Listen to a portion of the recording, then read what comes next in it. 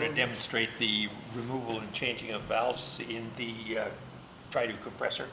Use a 3/16 Allen key to remove the outside cover, which will expose the valves. Obviously, you need to remove the plumbing. Most people will change these valves while they're still located in the building where they're located. In this case, I've just taken it off, put it on the bench, just to facilitate demonstration. So remove the 4 bolts, the cover comes off.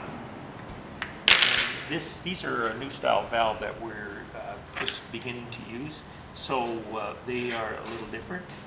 They first just remove the valve, and in this case, the valve has a small seal. So servicing the valve would just involve removing that seal, changing the seal, and changing the rubber ring on the back that actually holds the seal in place.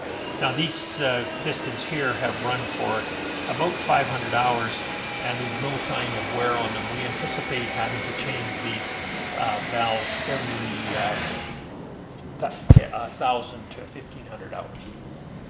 So just replace the seal, put the valve back in place.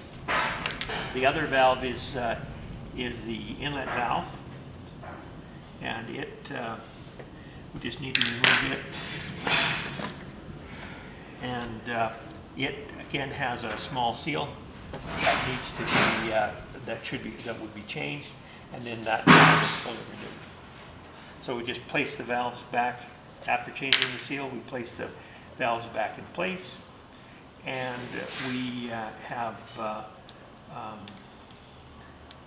the outlet valve is placed with the seal against the inner plate. The inlet valve is placed with the seal against the outer plate. And just put the plate back in place, tighten it up, and the valves are changed.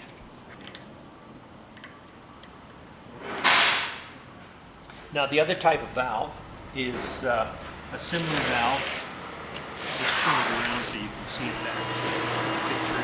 Again, remove the hollow case. These are the valves we've used for a long time on these compressors.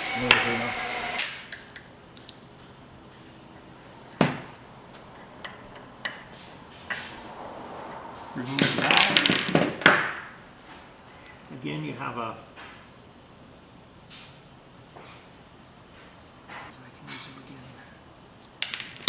just get a new valve and just replace the whole valve. The outlet valve is installed with the this end in. That's slow. The inlet valve is installed the other way around. Put them in. Replace the plate.